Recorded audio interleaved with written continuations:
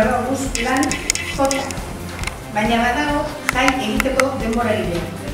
Azaroaren 22an, beken, pirritz, porrotz eta marimototxekin ospatuko dugu egitaldia. Datorren 22an izango gara beken, egualdiz, arratsaldez, kantari, alai, dantzaginez, irribarretxur, 25 urte egin dituzuen.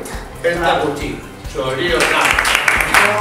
Batzuk opatu dugu, porrotzeren famarekin, eskerrik asko zuedi baina, zuzera hemen honena, munduan zaten munduko doko, irri egiten dunari, irri ematen diuten baina, herri pozik barezkero, irri egiten ondena bada, barren tintimenduakin.